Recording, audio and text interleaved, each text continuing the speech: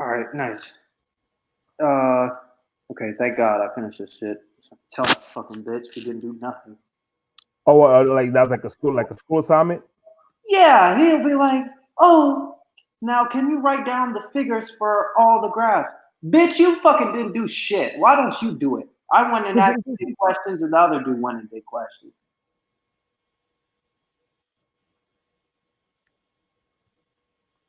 Yes, sir. All right, yeah. Let's talk about the Inoue fight again.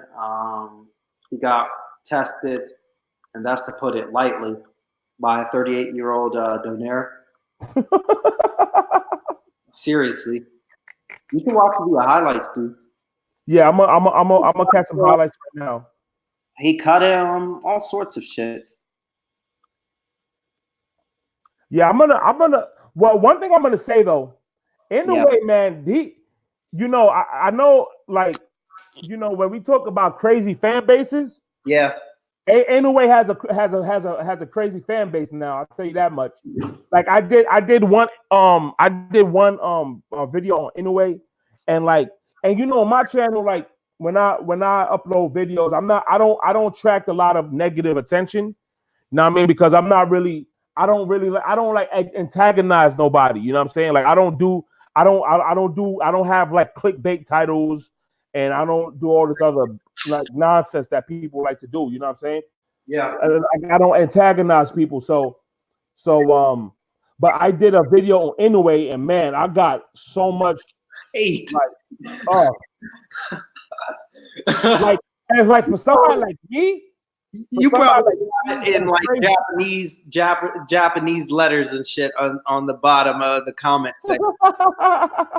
Like fuck. Matter of fact, I'm gonna go back to that. I'm gonna go back to that. I'm gonna go back to that. Not to the video. So I'm gonna go back to the video. I just want to see how much from what I can remember. Like I just want to see how much like dislikes and shit I got on that video, because I got people gave me a hard time for that one, bro. Like all types of Japanese dudes is like talking shit to me and shit. You know what I'm saying? All sorts of Japanese. They probably Yeah, English. Like fuck you. yeah, for real, right? Yeah. Oh, I'm gonna check this shit out because like I think matter of fact, most popular.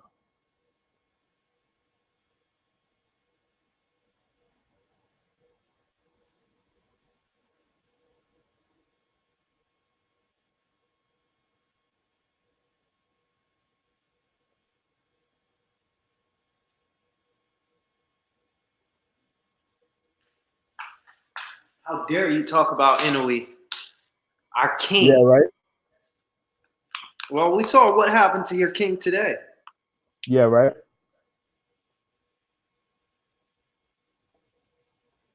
Hold on, I want to see something. I should have restarted my computer before I did this shit. My computer's running a little lagged and shit. Man, but to be honest, it really is true. Yeah, you see Guys here. this video I did, I got 12 likes to 24 dislikes. For what? Bro, my title was Inoue is not pound for pound the best fighter in boxing. That was my video. How was the title of my video? And it's like, you know what it is, man? You just kind of look at it and say to yourself, like, this is the problem with this country. We see other countries get behind their fighters. Here, we are looking for everybody else who isn't American to beat our fighter. Yeah. Who isn't black to beat the black fighters. That's just how it works. Yeah. Nobody wants to actually get behind a fighter because they're too cocky or they're arrogant or this or that. Forget about all that, man. They're cocky and arrogant because they're always dealt a bad hand by you guys. You don't support them. That's why they act like that. You know what I mean?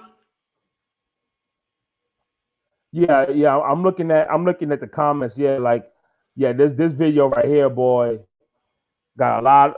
And then for me, this was like one of my most viewed videos. You know what I'm saying? Or I guess like most like clicked on videos. Like I got like 42 comments and shit. Yeah. You know what I'm saying? It's like 24 dislikes. Crazy. Mm-hmm. It's all good. Fuck them. Just because you didn't follow their talking point. Exactly. You know what I mean? And don't get me wrong. This my thing is like what's happening is we anoint these fighters or whatever. Oh, he's a king and he's this, he's that. And it's like, bro, at the end of the day, bro, you gotta let these guys' career end. You know what I mean? Like, I think the most anointment I've done on a fighter was Spence, because I do think that highly of his skill set. You know what I mean? But one thing I'm never gonna say, I'm never gonna say Spence is gonna be is like one of the greats of all time. Right. But what I do say though, maybe this isn't even a little bit too much. What I do say though, in my time watching boxing, I do think Spence is one of the most impressive fighters. I really do. Okay. I really do. I've been watching boxing since the late 90s. I've been conscious of the sport. I became conscious of the sport in like the late 90s. You know what I'm saying? Mid 90s. I can remember watching boxing. The mid 90s, like 94, 95. No, not maybe not. Yeah, like 94, 95, 96. But then later on, you know what I'm saying? Like it was just like at a super casual level. But then it wasn't until like the mid 2000s where like, okay, I'm familiar with some of the weight classes. Like I understand a little bit of the politics, not as much. No, I didn't even understand. I didn't even know the politics. I was just like, oh, okay, these are two good fighters. I want to watch them fight. Like it was like that. But it wasn't until these last, I want to say 5, 6, 7 years where like now it's like, okay, I'm understanding the politics now. I'm understanding the bullshit. I'm understanding the corruption. You understand? Yeah. You become more knowledgeable of the sport. You know what I'm saying? And what I say is Errol Spence, to me, was one of the most impressive fighters I've seen. I still believe that. Yeah. You know what I mean? I just thought, you know, Sean Porter, like the Sean Porter fight, I thought he was gonna fight a little different. I wasn't expecting him to bang it out with him like that. I thought he was gonna box him from the outside, use his strength a little less, you know what I'm saying? Box him from the outside and eventually catch him with some stuff. You know what I mean? I did envision him getting knocked down like he did, but I expected that to be like earlier in the fight. Yeah. You know what I mean? But at the same time, like I'm not gonna do no video saying, "Oh, he's the greatest fighter all the time." Like I'm not gonna do that. Or at the same time, I'm not like super emotionally attached to him like that. Like I'm not. Nah, it's not like that at all. Exactly. You know what I'm saying? Like it's just like, you know, like I said, it was just one of those things where it's like, okay, I saw like when he got into that accident, the first thing my mind was going through my mind is shit, his career's over. That looked like a badass accident. You know what I'm saying? That looked like a bad accident. But the thing is like people, man, like I don't know, man. People just so thirsty, man. You know what I'm saying? Motherfuckers do a video off of a thumbnail, do a live stream off of not even a thumbnail, a screenshot of some shit. You know? I gotta get on here and talk about this. Yeah, bro. It's like, what the fuck, man? Like, you reaching, man. What did he mean? What does he mean by that? Yeah. Like, what the fuck, bro? Like, what are you, bro? Like, that's so lame to me, bro. I don't get it. That's just me, bro. That's just me, bro. Like, I just think that's just so fucking lame. Yeah, man. I agree with you, bro, because people get, like I was saying about emotionally attached, and they put these fighters on a pedestal. And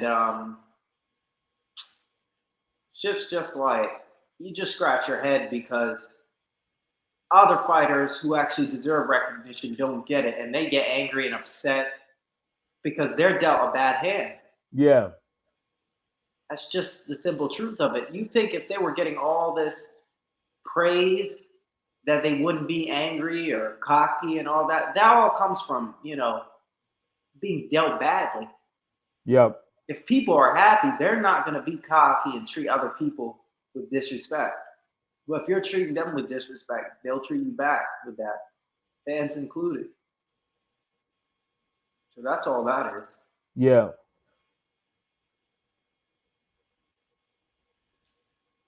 What else you want to talk about? His brother lost, though. His brother lost. Yeah, I heard about that.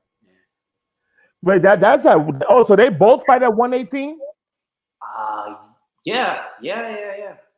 Now that I think about it, yeah, they do. Matter of fact, I wanna look at the let me go on Fight Note. I want to look at the rankings now that I think about it. Because I get confused with like 118 and like 122 and shit. Weights.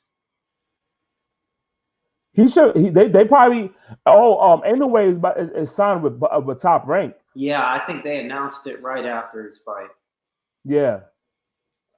So they'll probably do a fight with Tete because you know that's Bob Arum's belt. You know what I'm saying? I think Tete could beat him. Think so? Yeah. The only thing I've seen of Tete was that knockout. Yep. That's the only thing I've seen of Tete. Been knocked out before. But I would love to see an Inoue and Neri fight though. Neri punches hard. I think Neri would beat him.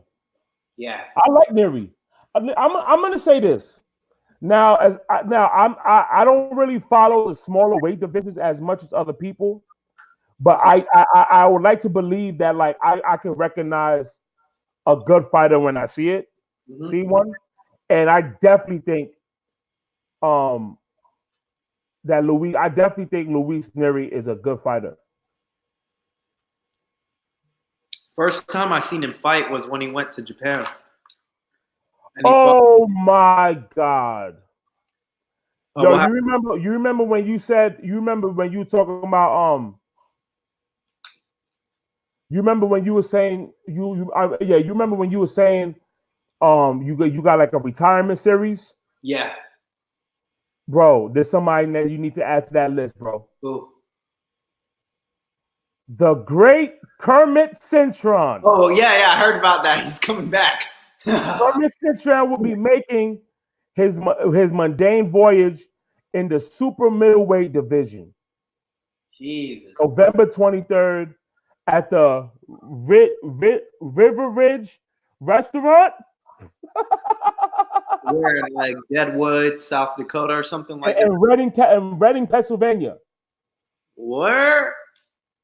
You could probably go to the fight. It's 4 hours away, yeah. How far is it? 4. It's like near Philly, I think. That's crazy.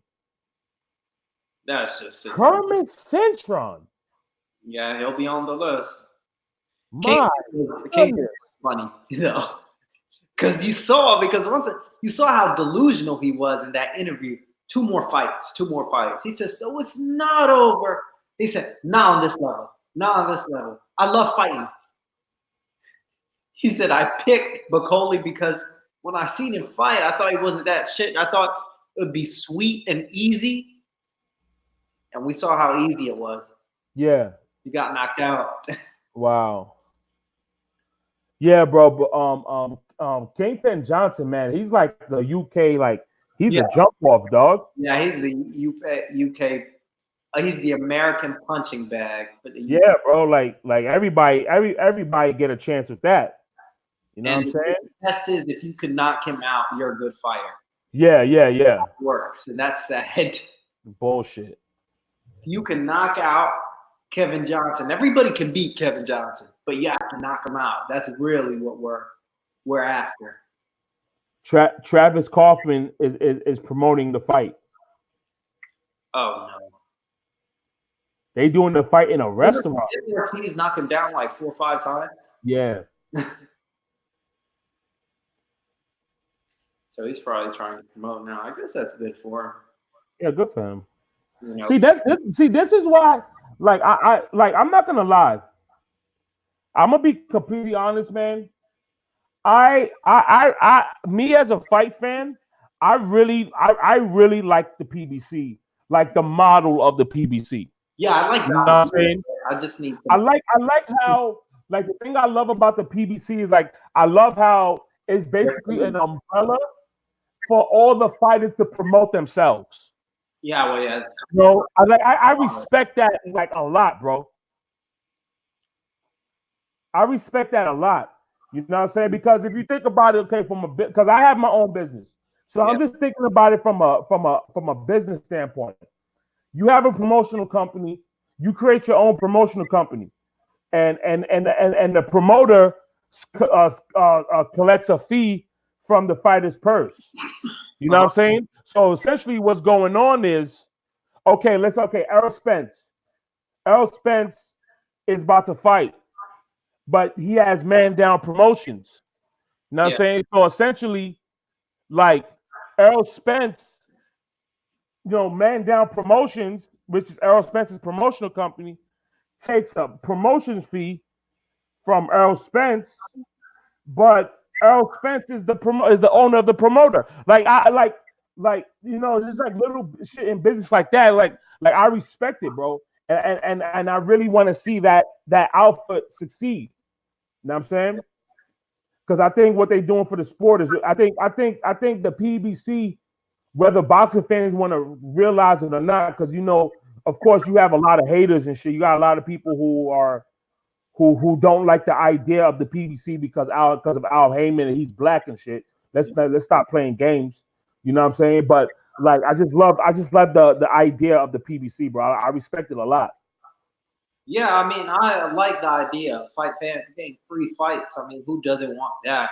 My only thing is there needs to be some quality control. Like, I mean, you can't just throw any fight out there. What's up, Mike? What's happening? What's good, Mike? What's popping, bro? Oh, not much. Yeah, you sound tired, bro. Nah, man, my nose is all stopped up. Oh, okay. Say, what y'all over here talking about?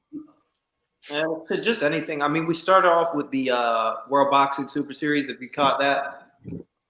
Nah, I mean, I watched that. I went to work and everybody wanted bacon and eggs, so I was cooking bacon and eggs and trying to watch the fight, the NOA fight. Yeah. Yeah, that dude, that KQKC, I mean, he was right. I mean, I was watching it. He couldn't time a counter. Yeah. The dude was just too flat-footed and too slow. And I keep trying to tell people, man, in this day and age of boxing, you got to stick and move, baby. Do you think who couldn't count? Who couldn't time the counter? Donaire. Oh, Donaire couldn't time the counter. The 2 rounds, the 2 or 3 rounds that I saw, he couldn't do it. I mean, he still landed some shots in them last 3 rounds. He still landed some pretty good shots and stuff like that. But the timing was still off. Like, he had the power to. Donaire does have the power to hurt that dude bad, seriously, to put him out of his misery. But he couldn't land the punches. You know what I'm saying? Mm-hmm. You can't just land one. He has to land a few to, to get you up out of there. Yeah, but there's other boxers out there that ain't with the PBC that's been talking about the same thing the PBC's been talking about, like the fighters. Like, I think the last person to say it, loyalty, was Errol Spence. I think it was the last person to say it. And then I'm hearing non-PBC fighters talking about loyalty, and Canelo comes out and talk about loyalty with Golden Boy Promotions as far as Oscar De La Hoya to his to his staff. I mean, the lawsuit with his staff is still ongoing with, and then what is private one of the staff members he used to have is that one's still ongoing. If y'all want the gist on that, I can give y'all the court documents. But people are starting to realize that, people can say with Tank Davis, people can say that he shouldn't re-up and this and the third, blah, blah, blah, woo, woo, woo. His day is coming for getting the fights that we all want him to see. is just that, when you look at in my opinion with him, when you see how this young man has been evolving over the years in and outside of the ring, you start to realize that he did have some out of the ring problems, some issues. He didn't know how to quite understand and conduct themselves properly. Like, you're not longer a civilian. You are this person that's up here. You in the spotlight 24/7. You mess up, everybody's going to know your business, and you will be held accountable for it. And you can mess up the church's money. So I think that last year was the straw with him as far as fucking up and stuff like that. And obviously, you see the couple of lawsuits he had and stuff like that.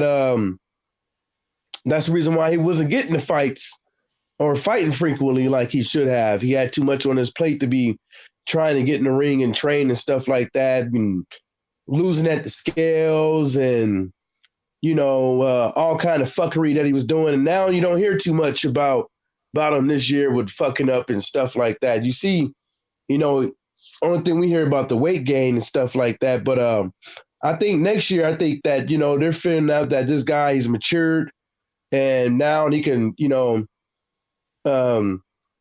be in the gym somewhat and take those type of fights. There's no need for you to get a fighter like Gervonta Davis and not give him the time to realize how he's fucking up his career and then just feed him to the wolves.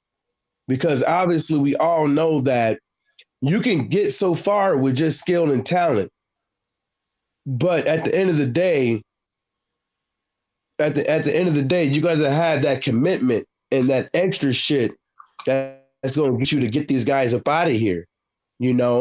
Last year, I don't think Tank Davis could have beat Tevin Farmer or if or anybody like that, just because off the maturity, just off the maturity, staying focused and all that stuff. But yeah, that's all I got to say, because I was hearing it earlier, but I was just like, yeah, I don't, he's going to get the fights, I think, this next year, but I don't think what is he fighting? Gamboa, right? Yeah, I think it's a cool fight, but it's not like the fight that we all want to hear about him having. You know what I'm saying? Kind of like Daniel fighting this Fujimoto guy. But fight Burchell. Huh? I want to see Tank fight Burchell. Yeah, but I think that they just gradually slowly getting them used to different styles and fighting and stuff like that, and staying out of trouble. I think a whole bunch of fights is going to come up next year. I think they fucked up. I think Leonard Ellerbe fucked up with putting his foot in his mouth. What was it, last year, December or January this year, talking about, oh yeah, Tank is going to be in these fights and this and the third, and blah, blah, is going to be a very exciting year for Tank. A very exciting year for him, but not the fans. Sometimes we hear that. Very exciting year for Tank. He said that December or January this year, but it was an exciting year for him, but not us, not the fans. Yep. You know what I'm saying? Like, he got to have his little day and get paraded around and stuff like that, like he didn't have before. It was an exciting year for him. But as far as Leonard Ellerbe coming out saying that, Tank Davis is on his way next year to becoming a pay-per-view star, I'm like, you haven't even given the fans a fight that they wanted, and you out here talking about pay-per-view star. Huh? I should have. Oh no, my bad though. I should. No, I really didn't hear you. No, go ahead. Oh no, because I'm watching highlights of this Inoue fight, because I still haven't seen the full fight. Oh, you was talking out loud? Yeah.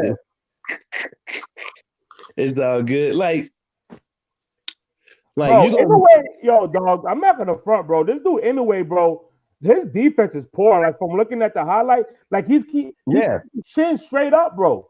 He doesn't duck nothing. I mean, I'm gonna tell you this. I don't think that Daenerys' jab sucks. He's just Old. I don't know if it's that or he just don't know how to fucking use it. Like NOA is using the jab just to keep him out bay and keep him off. Do you think Keep him off his rhythm. exposed, though? Huh? Do you think NOA was exposed though? No, I don't think he was exposed, but I don't think he was exposed because I think it's something that everybody know that you can time this guy. You just gotta have the speed. And that But I mean, like the other fans, me and Brooklyn, we were just talking about it. Like, shit, like the people I hear about, man, who I heard it was on this podcast, and the guy said, "Oh, it'd be such a pleasure and honor to watch him in Scotland. It'd make my boxing dreams come true. He's so elegant in the ring." I'm like, what? Nah, bro. Like, elegant, but left with a big ass closed eye. bro, you know what it is. Like a lot of these people that like, and I'm not trying to say like I know everything about the sport. Like I'm still learning this shit, but I've seen a lot of boxing in my lifetime. Let me tell you something, bro. This dude, in a way, bro, like he's a very flawed fighter, bro. You know what I'm saying? It's like I don't understand what people is looking at. You know what I'm saying? It's like you're praising anyway. But you won't do no praising of a Julian J. Rock Williams. No, Julian J. Rock Williams is a way better fighter than Inoue, bro. If you want to look at it from a pound for pound standpoint, he's a way better fighter to me. I mean, well, that's and that's the thing. What I'll be trying to tell folks is like you can't pound for pound should not just be based off of one thing, you know. And I think seriously, I think fighting ability, like who can beat who has should weigh more than how many fucking belts you got or had. And the reason why I say that is because is pound for pound, as you said, pound for pound, this guy could beat this guy. And that's it. It's not this guy could beat this guy because he has 3 belts and he has 1. You know, and that's what it's about. It's about who do you think could beat this? Who do you think if they was a heavyweight, could they beat this guy and that guy? Or if they was 20 pounds heavier, could they beat that guy? You know what I'm saying? Or no matter what weight, if everybody was the same weight, this guy would beat that guy. And you can't base that shit off of how many belts people had. Because some people have belts that can get their ass whooped. Yep. You know what I'm saying? Some people have belts, and for nothing. Look at Anthony Joshua. And the nigga had 3 belts versus a guy that had 0 and got his ass whooped. Yep. You know what I'm saying? And that's the thing that pisses me off. A lot of these people when they thinking about this pound for pound thing. I know like ESPN and all these other cats, they do the point system with it. You know, which is a fair thing because it's not just based off of one thing.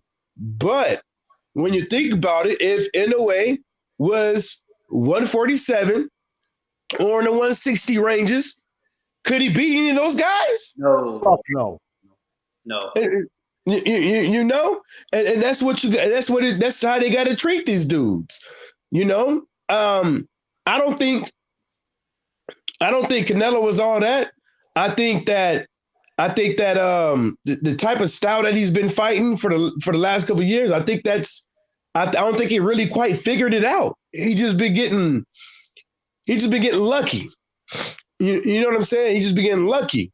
And one thing that I'm kind of glad that he hasn't fought in the Charlos yet is because the longer Canelo waits, the better those guys going to get. Mm. So he could do all that bullshit and think that those guys are beneath him and stuff like that. But the longer that nigga wait, the better they get. You know what I'm saying? Because it wasn't like they got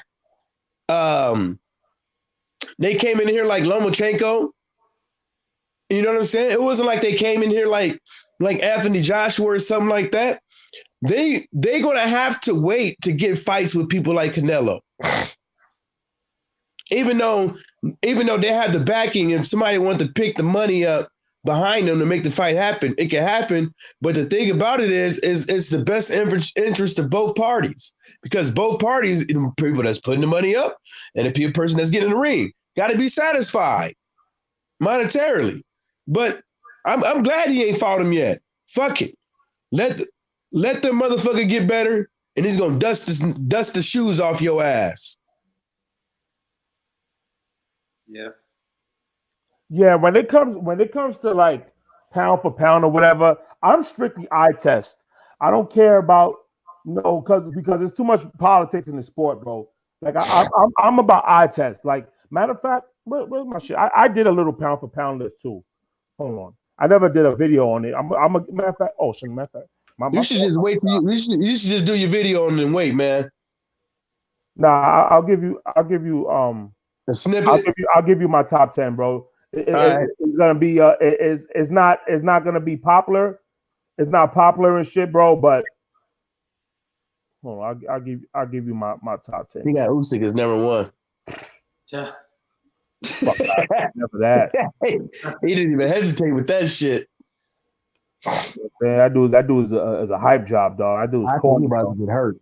Yeah, he's another hype job. And I was saying on KC's channel, I like that Sutherland dude.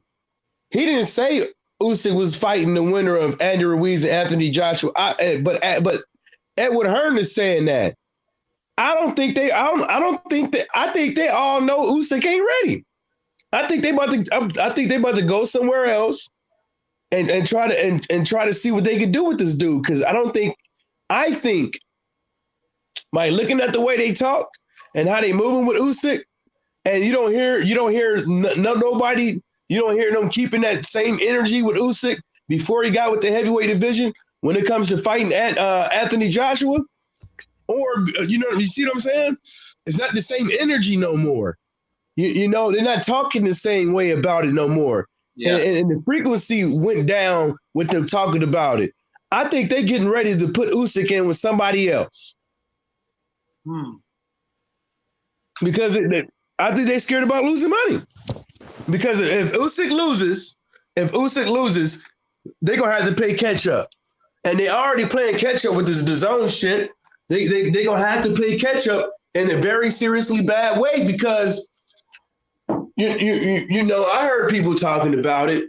You know what I'm saying, with DAZN putting money behind American fighters and stuff like that. And DAZN saying they're not putting no more big money. Well, there ain't no big money in these that you got to give to these American fighters. You just got to give them enough to satisfy them, and that ain't got to be a lot of money compared to the amount of money that you gave to Canelo, which I thought that was extremely fucking absurd. But I hope it's not guaranteed, because I just hate to see it when people lose money. But yeah, I mean, you got that pound for pound list, baby? You want to hear my pound for pound list? Go ahead. I don't have a pound for pound list. I just refuse to do it because I believe that there needs to be a little bit more fighting and mixing up with these guys and until I can do that, because it's too much ducking. I'll tell you. This is my pound for pound list. This is the best pound for pound list on the internet. You know what I'm saying? My man. Fuck BoxRec, fuck ESPN, fuck all these publications. To get to hell with a lot of these dudes on YouTube that will talk about Inoue and shit. My pound for pound. Now, this is in no particular order.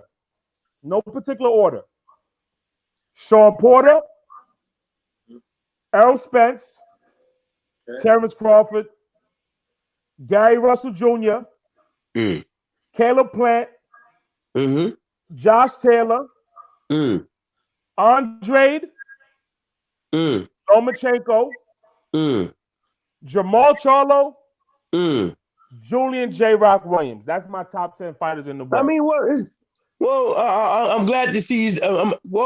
Well, we know you're not a racist because you had a couple white brothers in there. Yes, So sir. Yes, sir.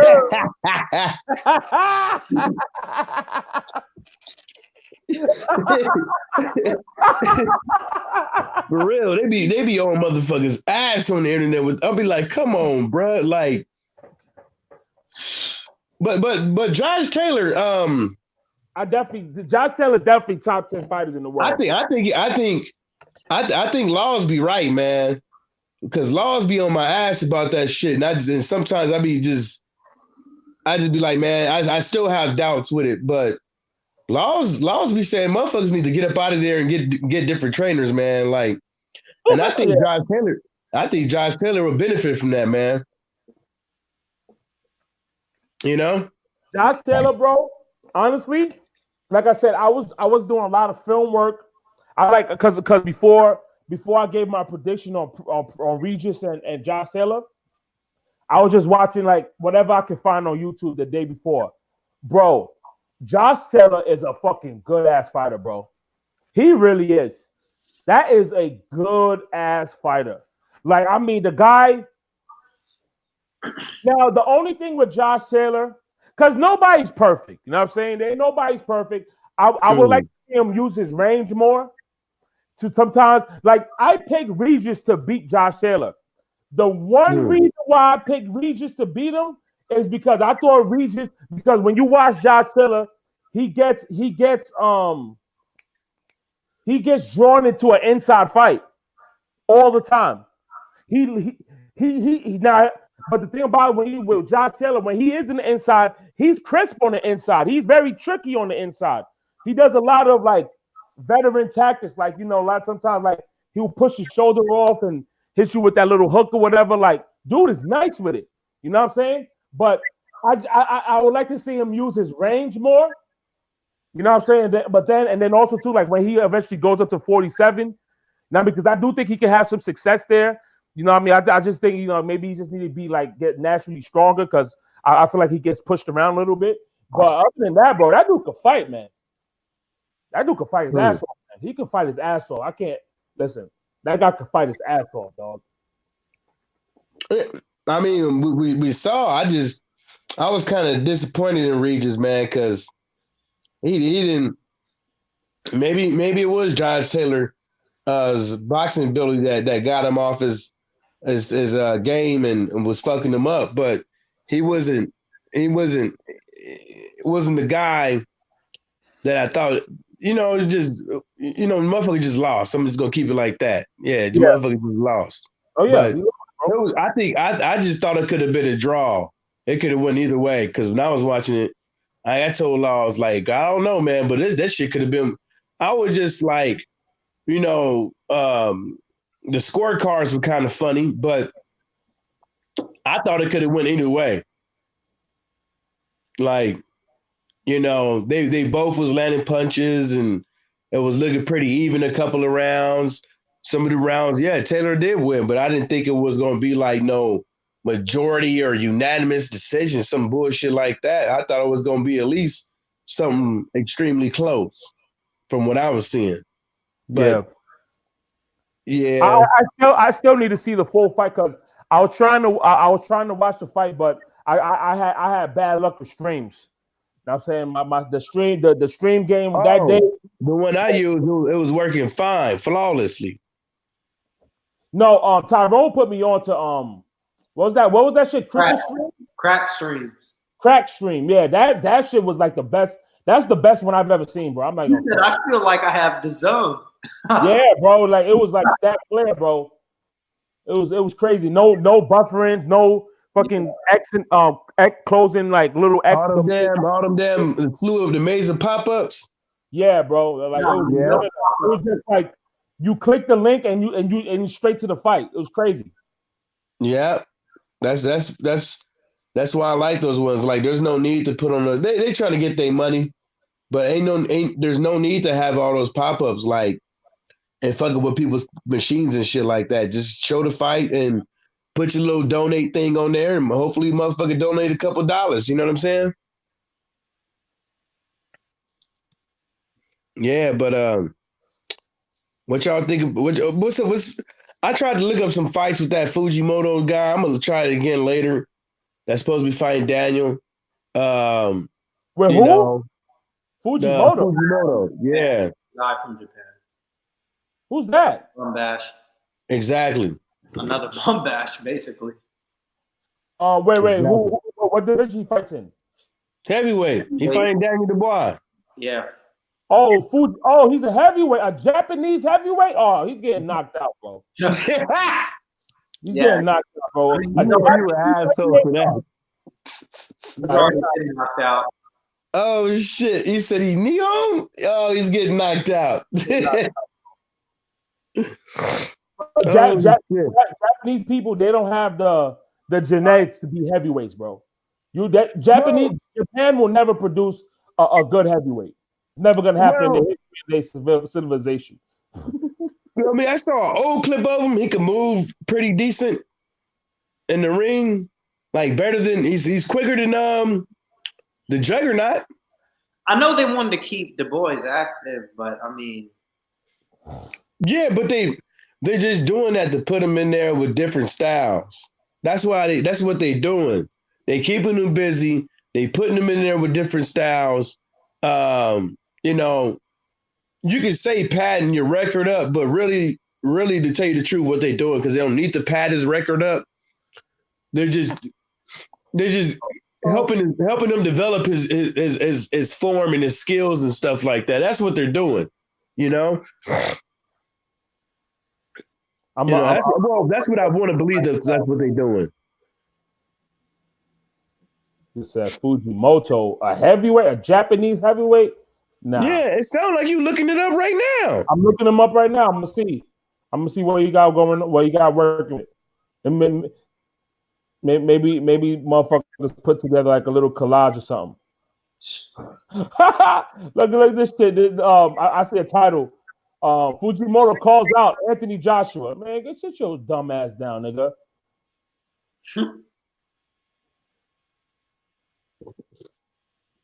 Oh, he used to fight in K1. Yeah, he did. No.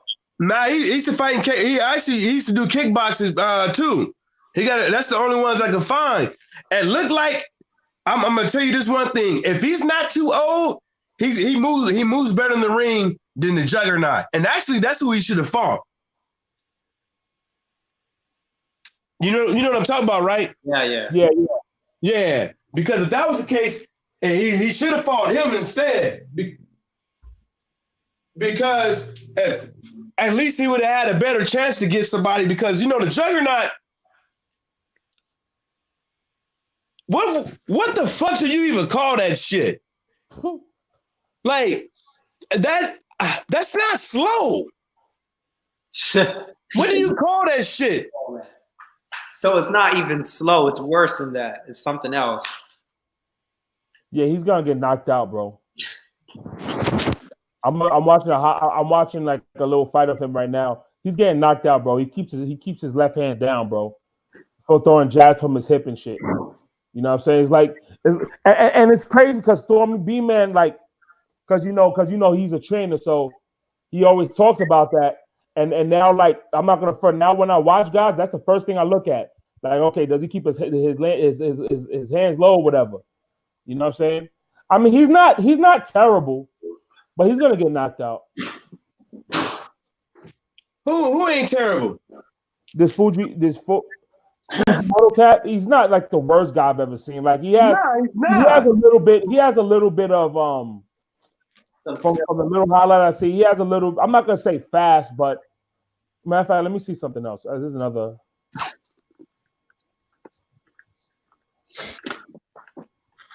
Matter of fact, it's some.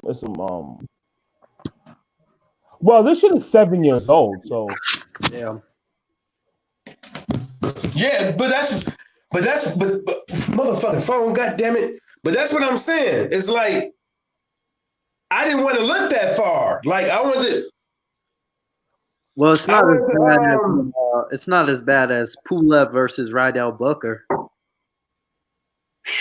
Pulev is about to fight Rydell Booker? Yeah.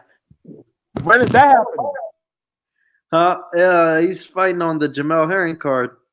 Are you serious? Yup.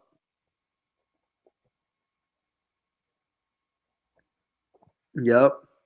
Wow. Yeah, because he's the mandatory, so he's just taking. Well, right now, Booker, I'm not gonna front. The guy's not a bad fighter though. Yeah. But he just lost to Jermaine Franklin, and the guy did a 7-year bid. Yeah, but I watched that fight with. He has skills though. Huh? I know Booker got skills though. You could tell. Yeah, no, he do. But I think Jermaine lost that fight. Yeah. I think he lost that fight. I'm a fan of Jermaine, but even he was disappointed after that because that motherfucker ain't that motherfucker right there. He ain't doing what he's supposed to do, and I know that for a fact. He ain't in the gym like he's supposed to, and shit like that. But I can sit back and I can say that shit all day, but it's kind of like how do you eat? You know what I'm saying?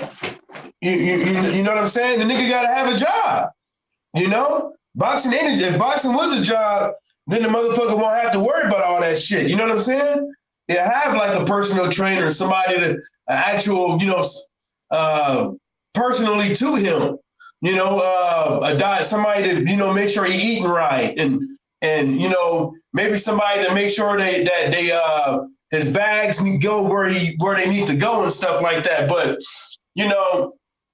he's a young guy, but I thought he lost that fight. Yeah, it was on Showbox, wasn't it? I don't know what it was on, but I know he lost. I know I watched that whole. Nah, I think it was on Showtime. Let me check. I think it was on Showtime. He even had like a little special on there too. Yeah, I'm not high on Jermaine Franklin, to be honest with you. I'm not high on that dude. Nah, I'm not either. Eventually he's gonna get knocked out. Well, I think that's possible, but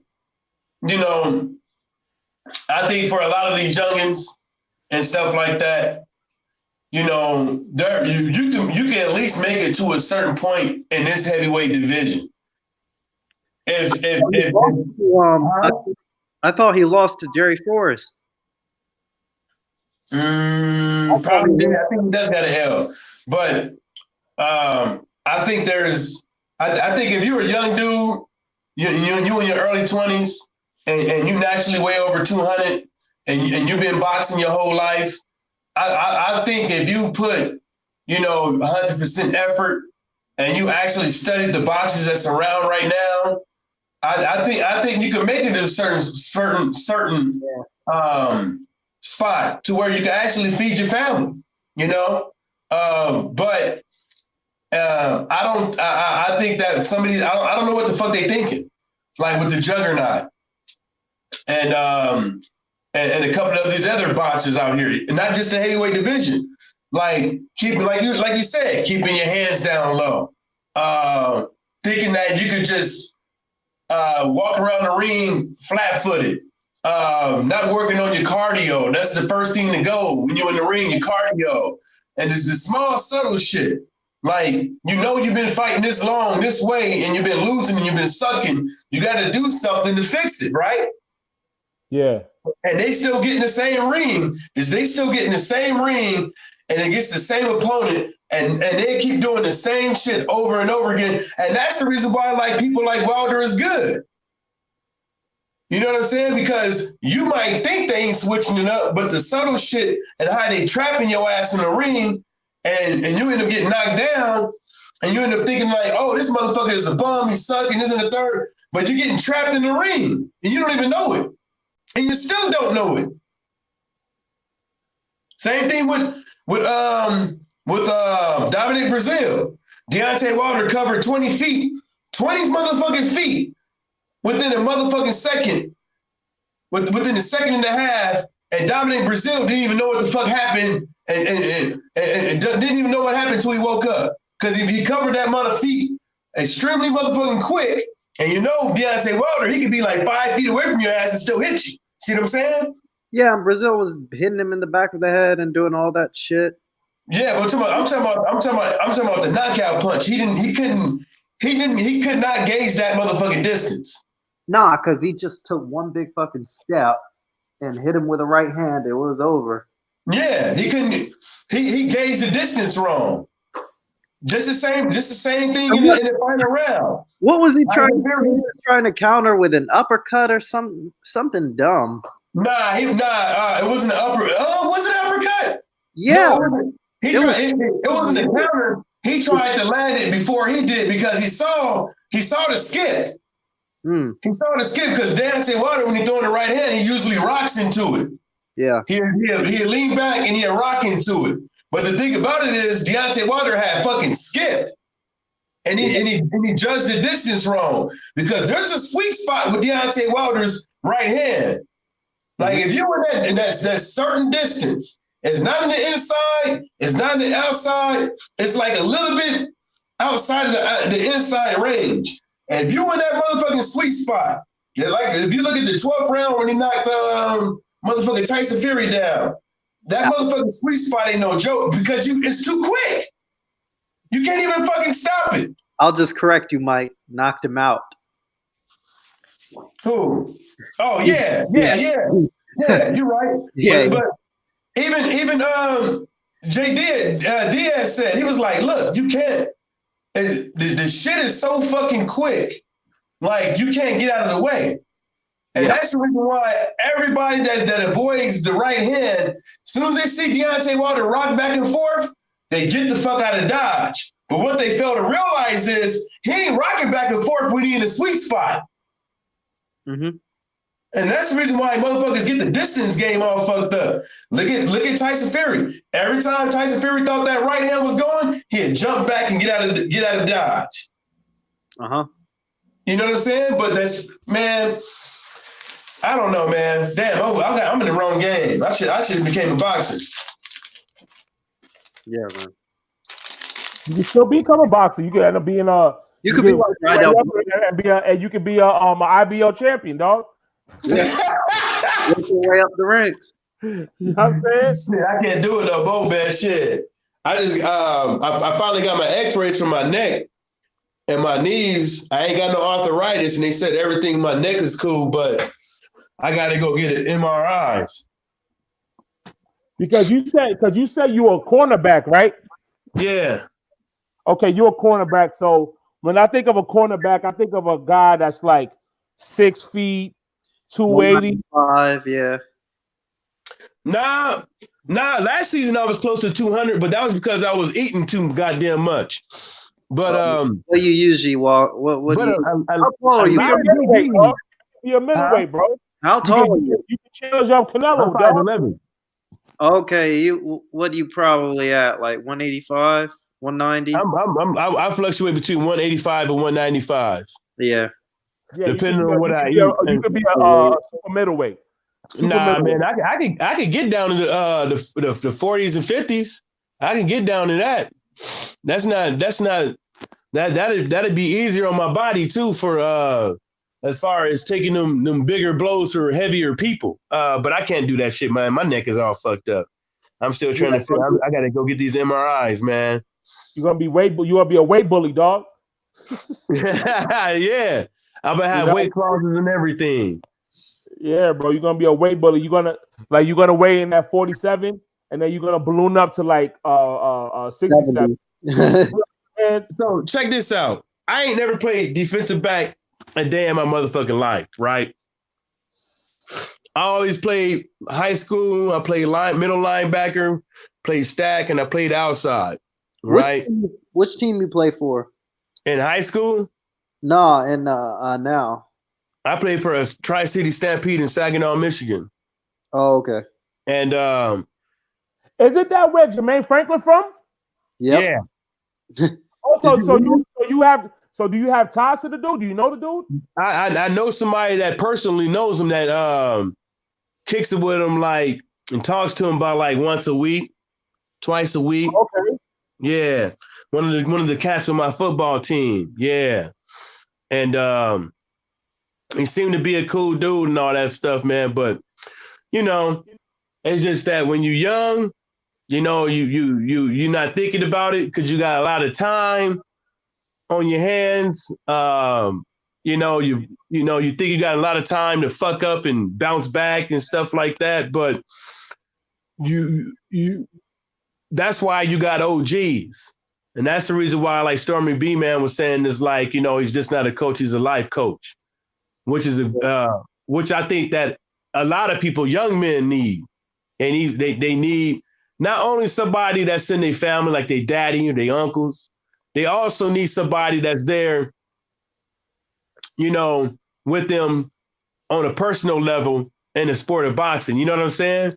Because most of the time they don't know nothing about that. They just know that you probably possibly getting X, but they don't know nothing about the taxes and all that other shit. You see what I'm saying? But you know, if I was when I was in my 20 if I was when I was 21 and if I was doing what I would need to be doing, I probably wouldn't play for somebody college for a couple of years.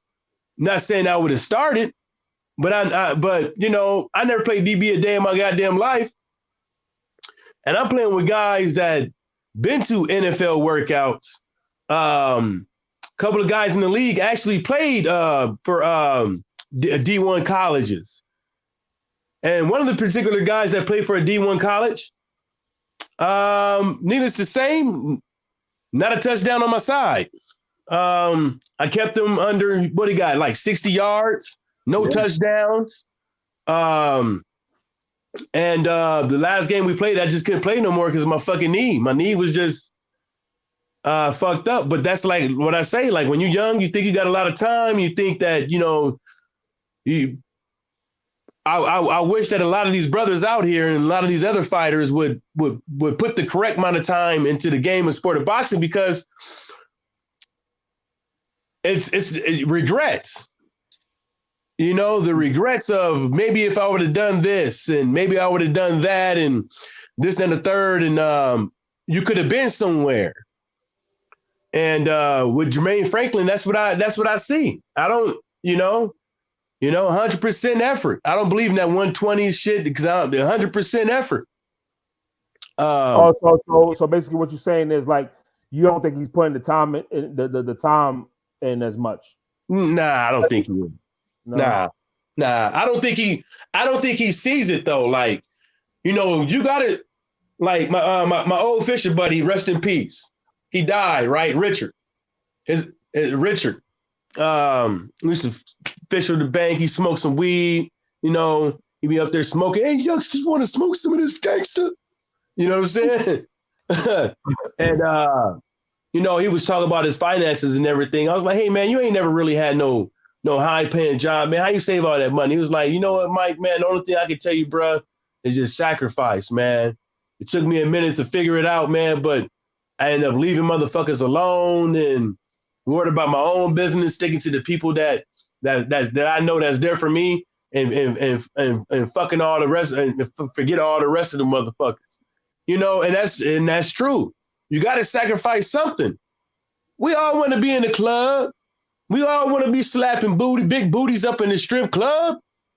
You know what I'm saying? But you sacrifice now so you can do that later. You know what I'm saying? You sacrifice that now so you can do that later. So you won't have to be sitting up over there working at a grocery store, having some dude, don't I know you? I saw you on TV a few times, man. You used to be real good. And you having regrets now because you a bum.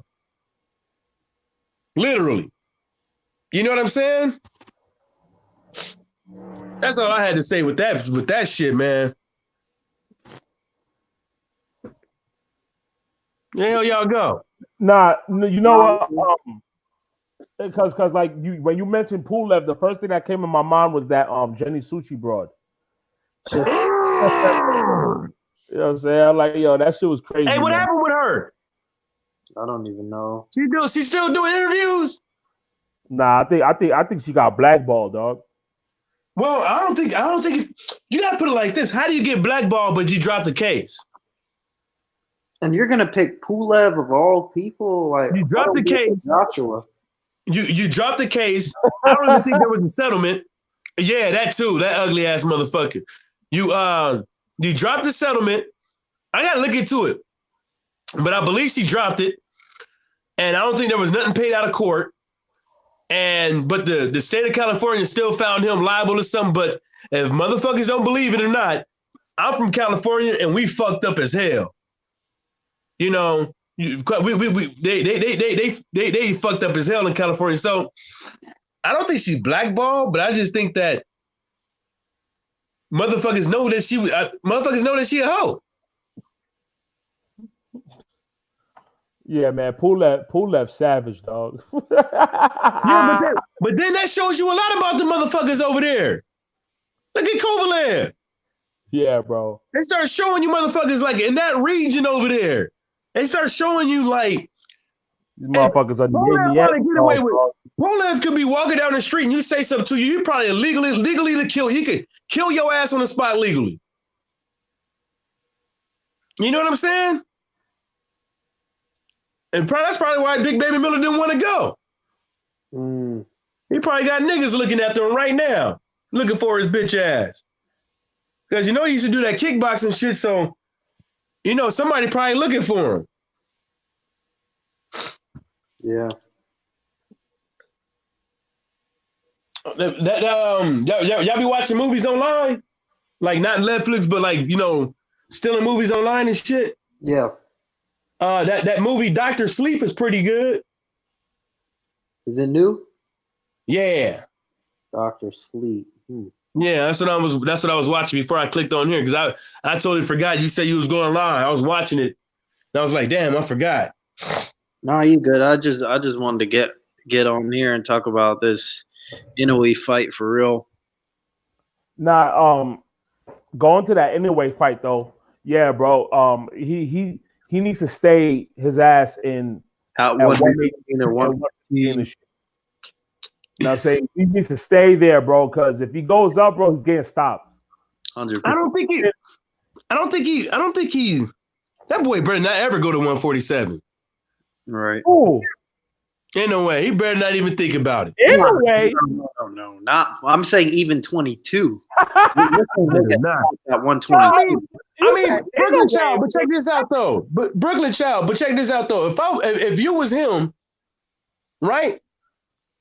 And you thought you was all this and all that, right?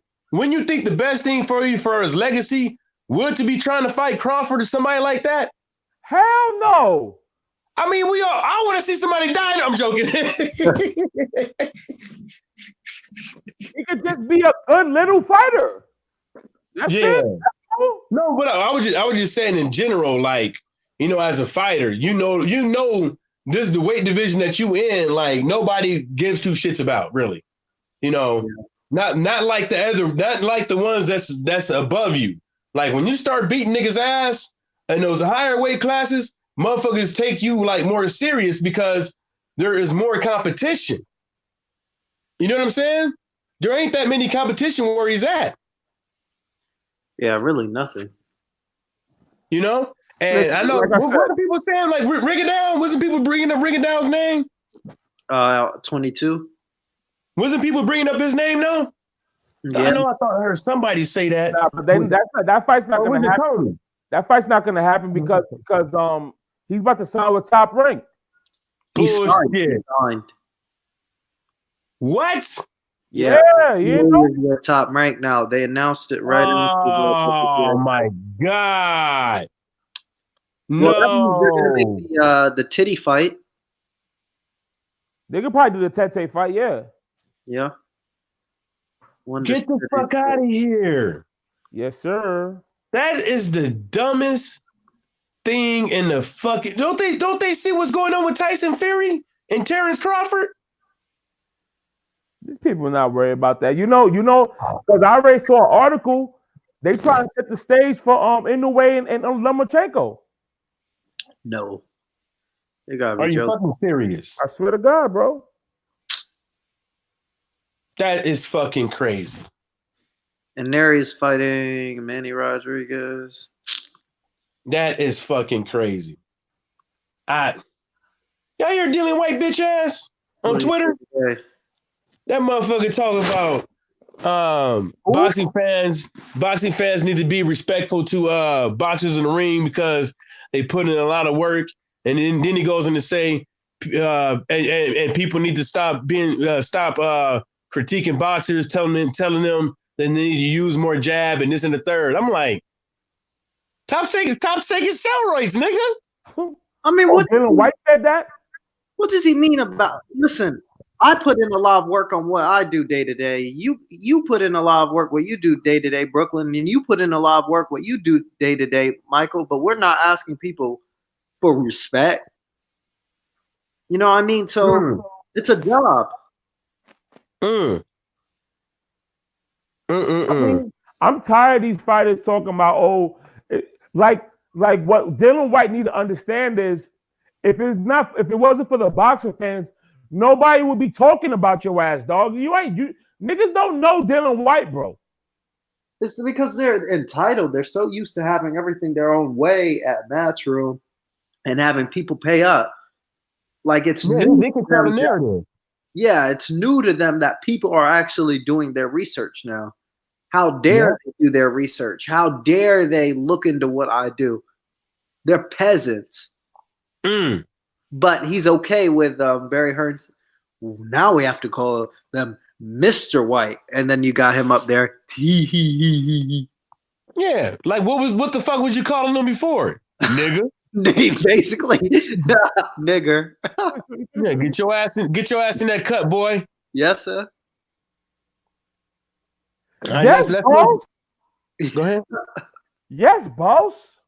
Yeah, shit. And that's the thing is like these cats like they could talk like that over there, but when you come up over here, they don't know how to talk.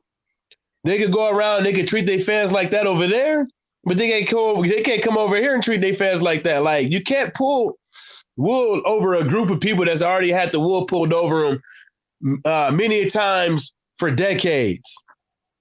You know what I'm saying?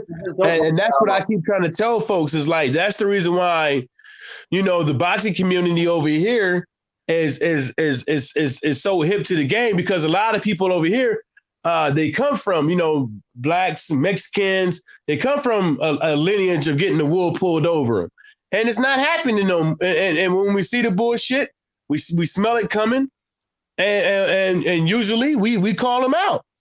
So I feel the big difference there, though, right, is the reason I doesn't understand the market. I say it, you know, not defend anybody who lives there, but there's a lot of mob mentality going on there. It's this nosebleed seat, Sweet Caroline, you know, dart chucking going on over there that they've capitalized on. That's not happening here. Well, that version. You know what I mean? Yeah. Yeah, I don't. Yeah, It's a mob mentality. I agree with you. Agree with that one, man. I don't. And somehow it's like Brooklyn was saying is like I think the most reason why the PBC gets the rap that they get is because they've been holding down the best fighters for years and people are getting fucking fed up that, and they don't understand why fighters want to go to the PBC. I think even when it first came out, that nigga over there, Al Heyman, how's he going to do free fights? And we need to put him down. Exactly. That's what it was. Yeah, the model was to change from a pay-per-view to a free platform where people can just see fight, get the exposure out. And they were like, how dare he does that? Yeah, I mean, because first of all, you're taking money out of people's mouths because you competition.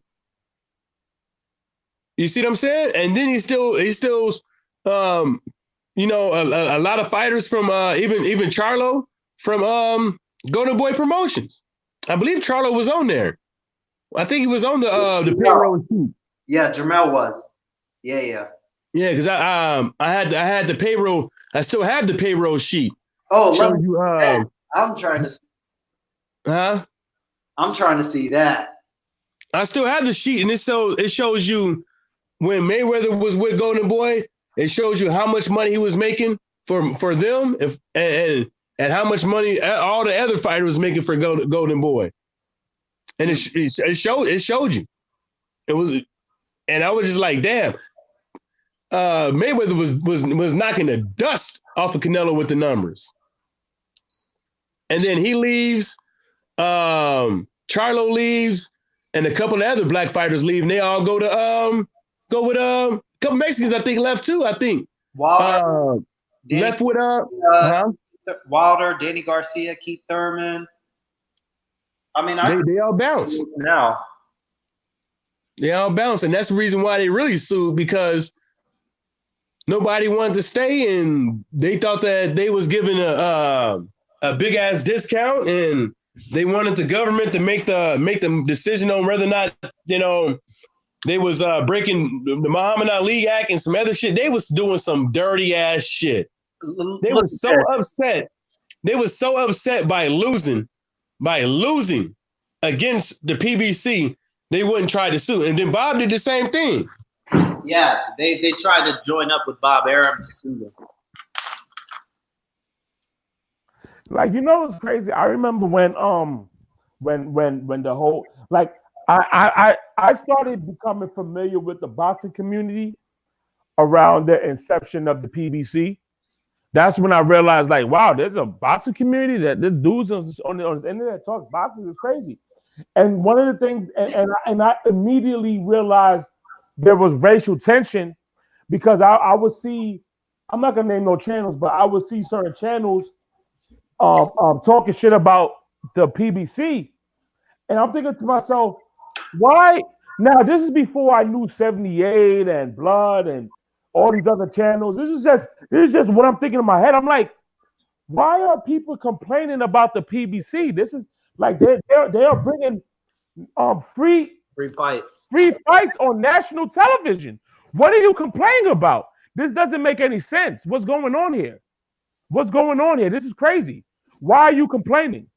But then you realize over the time, like, oh, okay, there's a lot of like bullshit racial tension on this internet. You know what I'm saying? And then you realize, like, oh, okay, you know, they don't like the idea of Al Heyman, because at the time I barely even knew who Al Heyman was.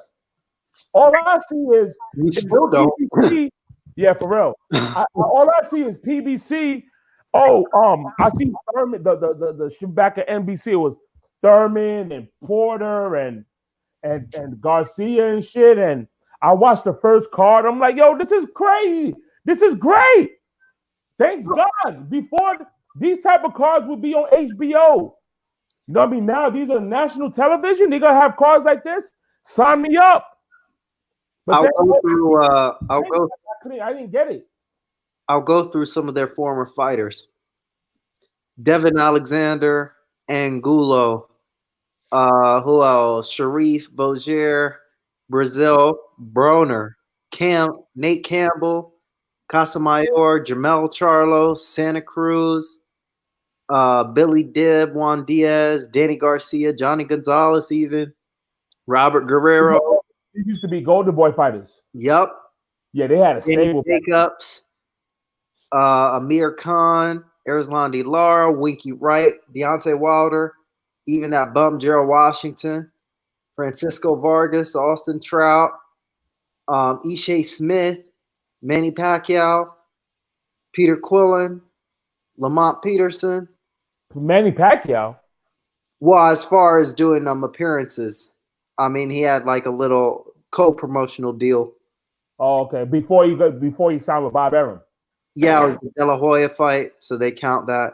Shane Mosley, Carlos Molina, Matisse, Abner Mares, Maidana. You know, so you've got a whole bunch of people in here who just switched over to PBC.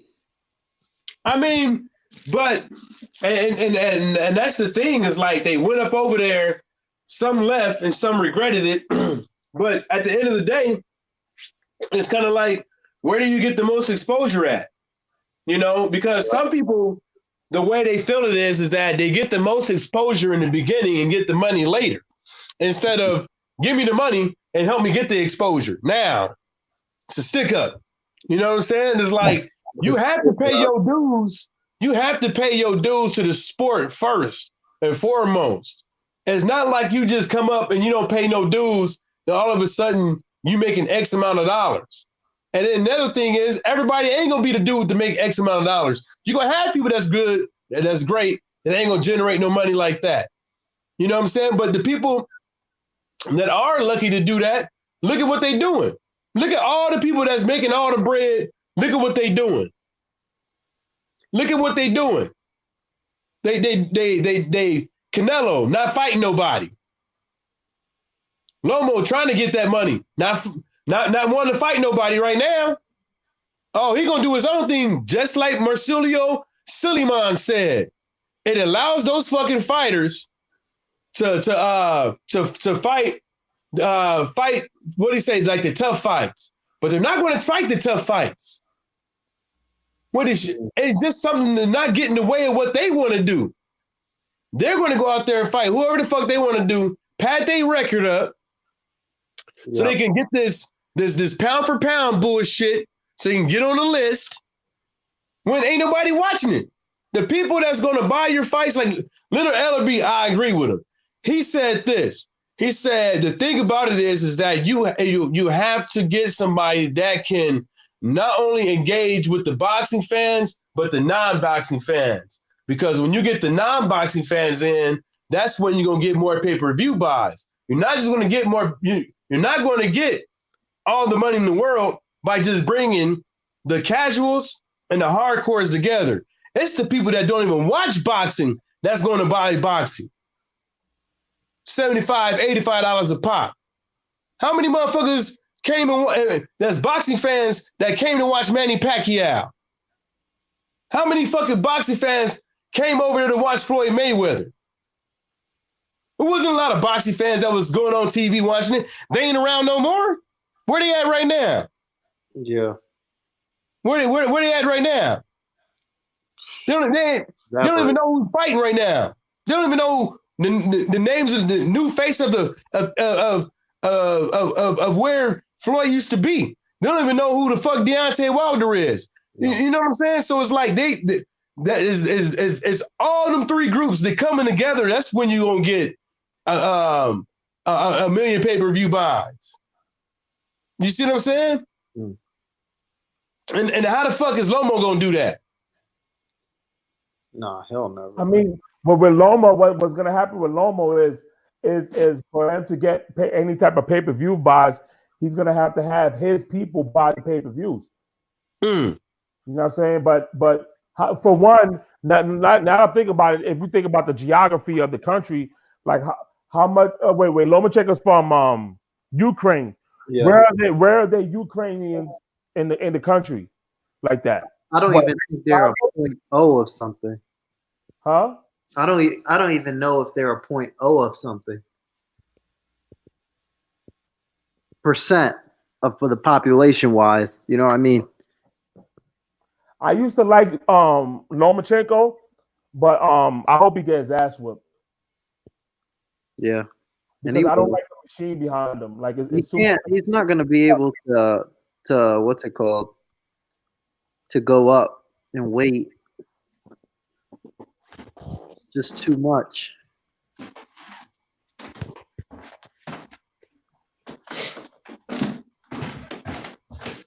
Anything else? Who's gonna be able to go up and wait? I don't think Lomachenko said going up to 140 was too much. Well, you know, to tell you the truth, it might not be too much. He just probably saying that shit to create a motherfucking excuse on the reason why he should stay where the fuck he's at. Do you think he can beat up to 40 and beat top guys? Huh? Who do you think he can beat at 140? I don't know, but it all depends on who he think he can beat. He's not beating nobody. Who do you think? Hell, you got Chris Eubank up over there acting like he a motherfucking god, talking about everybody, but can't fucking fathom that he need a fucking trainer. You know, some of these cats, they got all the confidence in the world and shit like that. But really, to tell you the truth, you know, how you gonna call yourself pound for pound when you ain't even fought the big people in the league in boxing? That's actually accessible for you to fight. Right. It's not saying like, oh, that's too big of a jump and this and the third. You can take your time to come up there and fight these guys. You can take your time. You won't do it. Yep. You know? How can you be pound for pound when you still got all these, you got people like Keith Thurman around here, Canelo, Crawford, Earl. Hell, you can even bring in we can even say Devin Haney and the Cyclops, Jay Rock. You can keep naming names, but where the fuck he ain't gonna move up to fight or stay there. He's not gonna fight them dudes. I mean, if I knew by fighting those guys, I'd be broke working at a shawarma stand, I ain't gonna fight them. Yeah. Stay my black ass right where the fuck I am and duck.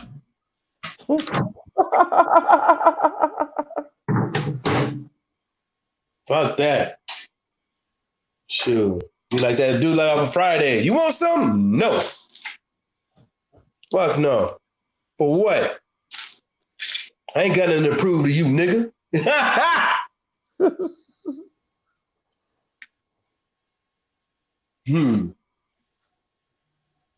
What else happened? Nothing else other than the Paul Logan fight and. Yo, man, let me tell y'all something. Hold up before we talk about that. Man, Chris Eubanks Sr., he's sweet. That boy is sweet as hell. I just saw the thumbnail. I want to go see that interview he did on PBC. Mm-hmm. I was watching that shit. That shit was kind of interesting. I'm not gonna front. Yeah, I didn't watch it. I need to watch but don't he look sweet?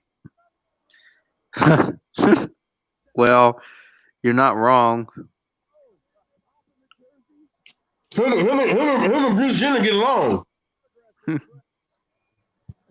Stupendous. Mm-hmm. Mm-hmm. Anything else you guys want to talk about, or you want to do? You gonna actually watch that Logan Paul shit?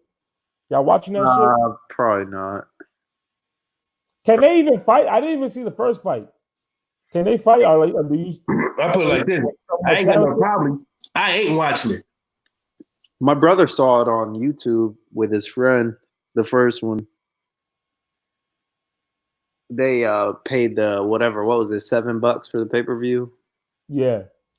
Yeah, they paid that and they started streaming it. Oh boy, it was clowning on Shannon Briggs was clowning on his trainer. He was like, you got a whoop-de-whoop for a trainer. I forget what he called him. You got a whoop-de-whoop for a trainer, and this and the third. You think you're gonna come up in here and do this and then the third? You ain't. Your trainer only had 3 fights. Yeah. It's like your trainer only had 3 fights. And then the dude, when it was his turn to speak, got up there, he was like, yeah, when it's all said and done, when your boy win or lose, you ain't got nothing to go back to. So you're gonna go back where the fuck you was at, and you have nothing to go back to, and blah blah blah with the whoop. And Shannon Briggs was like, man, I'll break your motherfucking jaw. Huh? Don't he sell hemp? Say again? Don't he sell hemp? Don't he what? Don't he move hemp? Hemp. He probably do. For CBD oil, he probably do. Yeah. Yeah, I'm not gonna front, man. Shannon Briggs is a funny ass dude, though, bro. That's a funny ass dude, man. I gotta give it to him. Like you remember, like when he was trolling Vladimir Klitschko. My favorite one was the one at the restaurant. Oh yeah. took that motherfucking solid. Yeah, bro. And then I eat what you eat. and then Klitschko threw water in his head. And then Ken Briggs said, "You threw water in my head." Yeah, It's so champ. I eat what you eat, champ. You threw water in my head. You threw water in my head. Yeah. And it's like, dogs, you coming in the restaurant, you eating my food, son. Like, what do you expect? You want me not do nothing? Yo, that shit was funny, dog. Like that shit was hilarious. No. You threw water on my head? You threw water on my head? Man, Oh. Klitschko, that nigga got patience. I ain't got patience like that. You take my food? You take my food? Hell nah, bro. You ain't gonna come in there and do that shit. Took that nigga whole plate. His whole salad. Said, give me that shit, bitch. Yeah, he figured, you know, Klitschko was sweet. He wouldn't have done that to Wilder. Mm-mm. You know what I'm saying? He wouldn't have done that shit to Wilder. Mm-mm. And Shannon Briggs was like, yeah,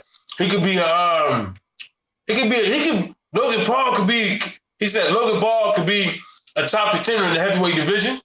Just wait a couple years. You'll see. Come on. Y'all niggas see it? Go and watch it. I don't know. I just remember Shannon Briggs like a year ago. He was in the back seat of some van. He was like, "Oh, now I'm on my way. All this to get this hemp. Got a ton of hemp right here." And now he's training Paul Logan, and I don't know. It is what it is. I don't even think he's training him. Probably not. He probably just sit at home. Because even before the fight,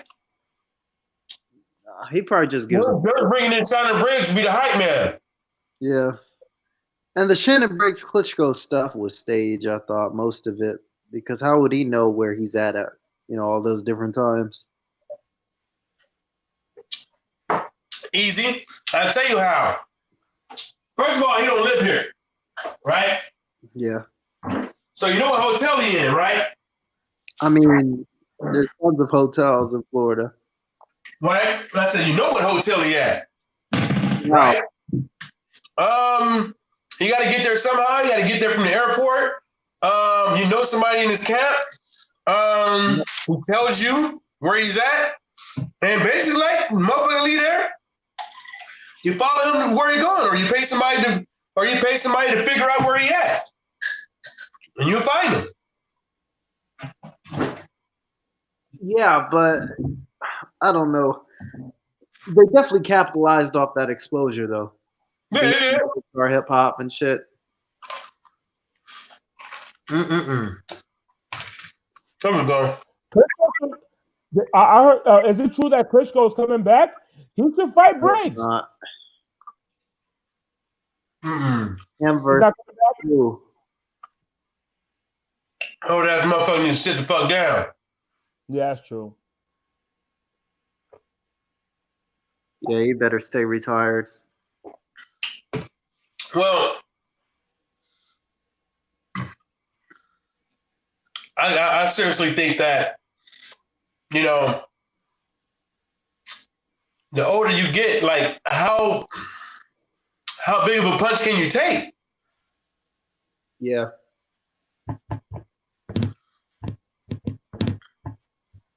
You know, how big of a punch can you take before, like, you end your bitch ass up in the hospital and got to be fighting for your life because you got a brain bleed or something?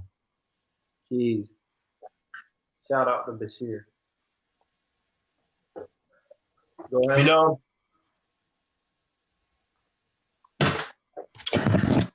Damn, that piece of salmon was good. That's what I do. Buy the salmon in the pack, like 2 packs. Yeah. Salmon Thursdays, homie.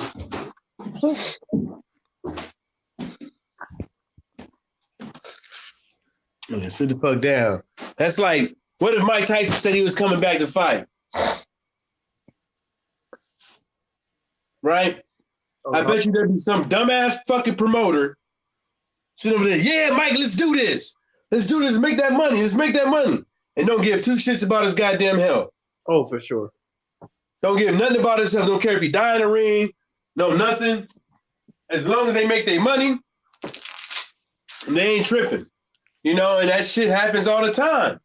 And, you know, Luenell said it the best. Like when she was asked, do you think that Bernie Mac was worked to death? And she was like, it could be, because these motherfuckers in even in the acting, you know, business and the comedian business, like that, like the people who planning your day and planning your things to do these interviews and do these shows and stuff like that. She was like, they don't, you know, you gotta think about that. They get commission. And then she was like, they get, not only they get commission, it's kind of like you said you would do it, so they're gonna keep doing it and until you realize that you can't be working that hard and you gotta have days off. And that's what she said. You know, and it's true. Yeah. I don't think some of these promoters care if 2 shits about you until you of course when you somebody like Wilder and stuff like that, you know, to where you got the possibility of making multi-millions and stuff like that. But people like Jermaine Franklin and Michael Hunter, and I don't think motherfuckers care 2 shits. No. You know what I'm saying? Let's hurry up and get this money. You on Showtime? Oh, this motherfucker, he about to make that. He making a little bit of money. Let me get up in there and give him this 365. You know what I'm saying? Yeah. So, yeah. Damn, motherfucking court. So, yeah, man, I you know, that's what I got to say about that. Anything else? Anyway, it's fighting next, though. Love Trigger Happy J. I'm gonna fight a bum. He's stupid as fuck. The way it sounded. A bum. You know what I'm saying? He said a fucking bum. I think so too. Yeah. Oh shit. He gonna fight an Ichiban street sweeper. He gonna fight a #1 street sweeper. That's what he gonna do. Oh, huh? In a way, you said Ichiban. In a way, you know who he gonna fight next? He's gonna fight Rod Saka. Didn't he just get knocked out again? Man, that was so terrible when Danny Garcia fought Rod Saka, bro. That was bad. That was so bad. Mm-hmm. Rod Saka, dog.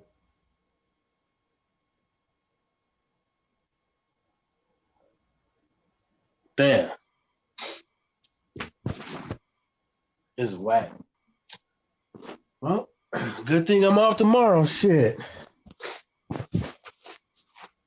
Got me a nice little 4-day weekend. Yep.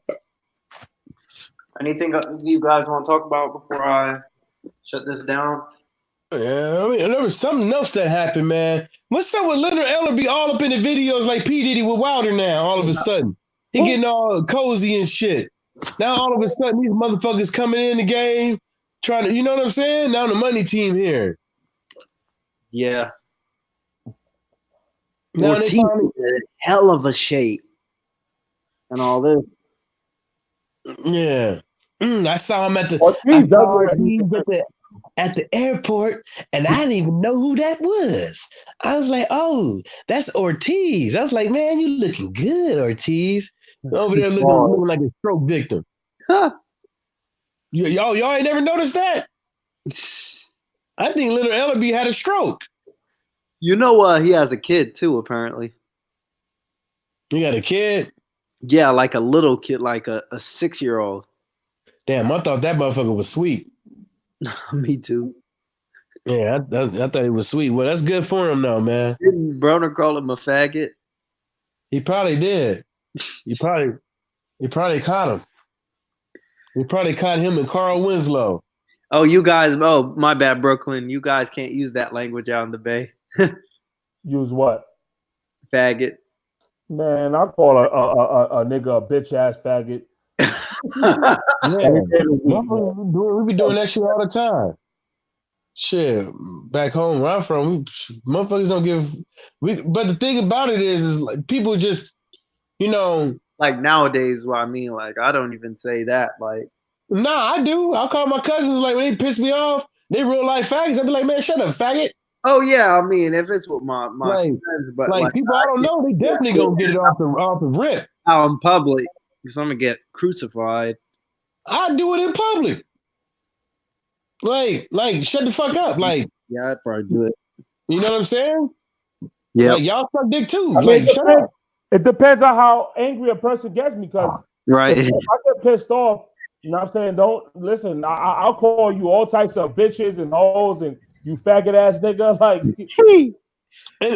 and see, that's the thing though. They think that we downplaying them. No, we're not downplaying you. There's a difference with what we're saying and what you think it is. See, when I'm calling a dude a faggot, this is what I mean.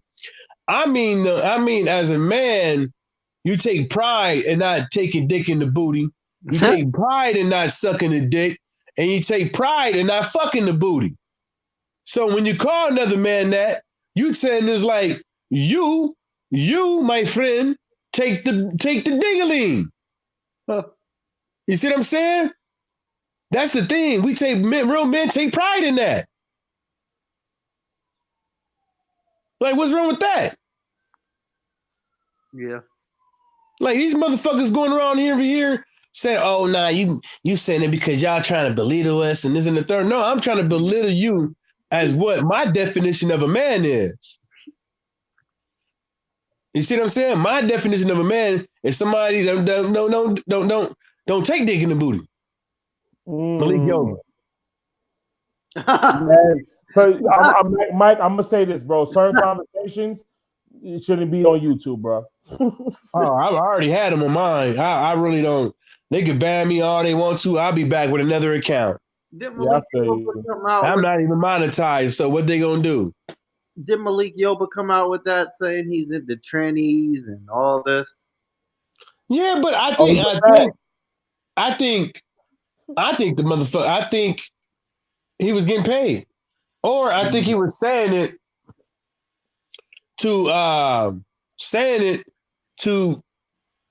to get more better roles in movies. You see what I'm saying? Because it seems like all the into that shit. Yeah, it just seems like everybody that's cool with it and talk good on it. You good. Oh, yeah. Like you gonna get a couple roles in here, but people that talk against it and shit like that, yeah, like you got to be a certain type of person to still get roles. I mean, yeah. I mean, at the very least, if you're talking bad about it, you might as well go look into Bollywood and not Hollywood. Yeah, because Kevin Hart, he got it. Like, look, check this out. Yeah. I was watching so when Kevin Hart had to roll over and fucked his back up, right? Yeah. Right at the interview, they said, "Oh yeah," and Kevin Hart, he had a black lash with a whole bunch of with the LGBTQ for doing this, blah blah blah. Like they would say, "Ha ha, that's what the fuck you get." Yeah. You know, them dudes. Like I don't care if you gay or not. Like I don't see why you got to gang up on people because you feel some type of way about how you should be treated, but you ain't worried about how everybody else gotta got to conduct themselves around you because you're putting your agenda on everybody else, but everybody else got to just shut the fuck up. Yeah. You know, God bless their hearts though. All right, fellas. I think I might cut this one short. I just want to do a quick one to talk about that Inouye thing, but Laws is going on tomorrow, right? Yeah, I'm gonna be working tomorrow, so I could be able to like listen on and shit. I'll try to get on that. I could get on Saturday though. All right, cool. Yeah, because Law's gonna hopefully Law's gonna go live tomorrow, man. You're gonna miss out. Say what? I said Laws was tomorrow Friday, right? Yeah, Laws. Yeah, Laws. That's the only days he go live. Yeah, I know. No, I won't be able to join in the panel, but I can listen on. I can actually listen to it, but I won't be able to go on the panel. Oh man, I'll be working and shit. But Saturday I'll be able to come on the panel. Man, you better get on your phone and put them headphones in. Shit. Yeah. All right. Shout out to Trigger Happy J in the chat. Yeah. You know, big shout out to him. Big shout out for you guys for coming on this late at night. Well, it's not too late really. in Brooklyn, but 12:57 ain't too bad. Yeah. It's almost 10 o'clock here, but I'm not gonna lie. I'm gonna get some rest because you remember I was doing a live stream yesterday and shit. Yeah. And like I had to wake up early, so it's like I didn't get as much rest as I wanted. So I'm gonna hit the sack a little earlier today anyway. Yeah. And what's it almost midnight for you, Mike? It's almost 1. I got 2 minutes to 1. Oh yeah, same for me. Okay. Yeah. Oh, you were central. Yeah, I'm gonna get some rest, dog. You're smoking crap. All right, fellas. All right, bro. I'll be listening on tomorrow. Yep. Yeah. All right, peace, bro. Peace out.